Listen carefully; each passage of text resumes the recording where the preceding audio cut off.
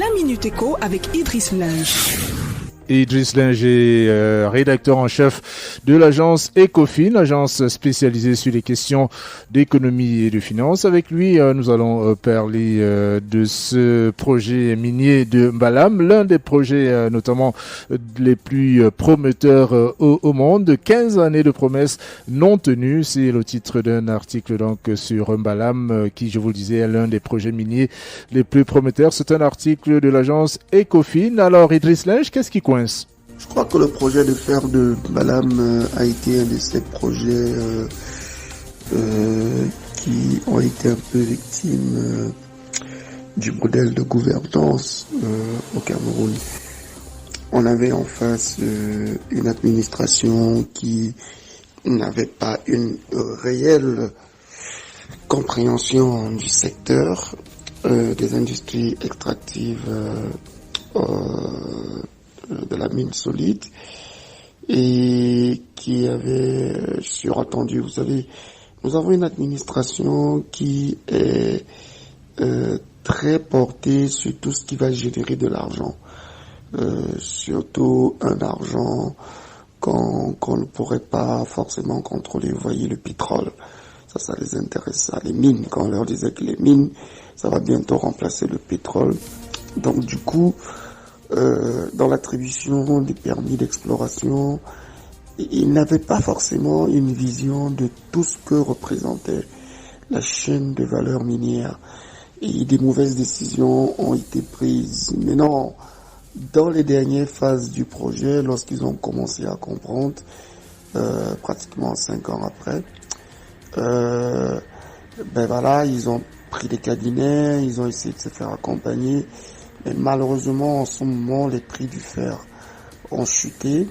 Et comme l'entreprise partenaire du Cameroun était une junior, c'est-à-dire qui est incapable de mobiliser des ressources de très long terme afin de pouvoir prendre de risques et investir, on est resté un peu coincé. Et puis je crois quand même qu'il y a eu un tournant décisif avec la disparition de Gay of Wedlock.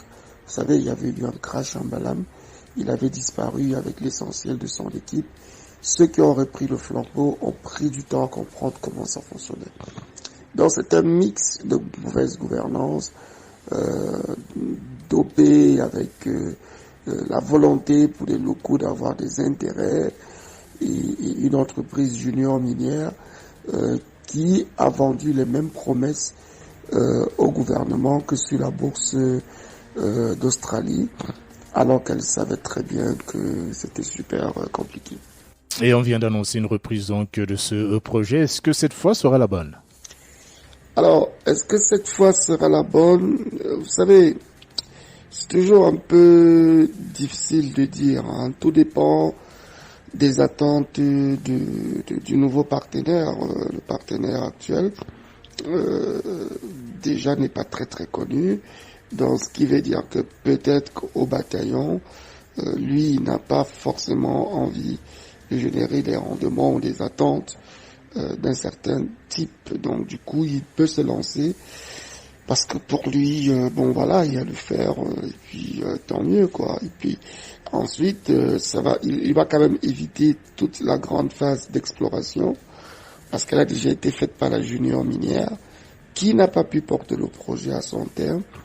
Et donc forcément, tout ce qu'elle connaissait, tout ce qu'elle avait partagé avec le gouvernement, la nouvelle entreprise pourra en bénéficier. Et surtout, le fait qu'il y ait cette connaissance préalable devrait réduire un peu les dépenses de la chaîne de valeur en amont, dont l'entreprise ne devrait pas trop exiger des abattements sur les frais, sur les taxes et tout le reste, simplement parce qu'elle vient de trouver un projet qui a déjà été en quelque sorte maturé.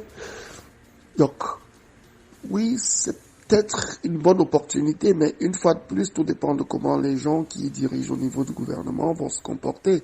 S'ils se comportent comme des vautours qui ont trouvé une nouvelle charogne, alors on transformera l'opportunité en drame.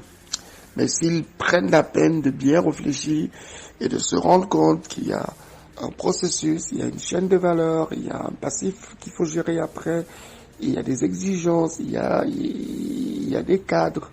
Là, peut-être, on pourra avancer. Mais, vous savez, notre gouvernement nous surprend très très peu. In fine, on apprendra peut-être un jour qu'il y a un scandale de corruption autour. J'espère que non, mais voilà. Au final, quels bénéfices sont attendus pour le Cameroun? Alors, ce qu'il faut comprendre, c'est que dans la chaîne de valeur minière, il y a plusieurs attentes. Les attentes sont déjà les redevances que prévoit le code minier, mais aussi un ensemble de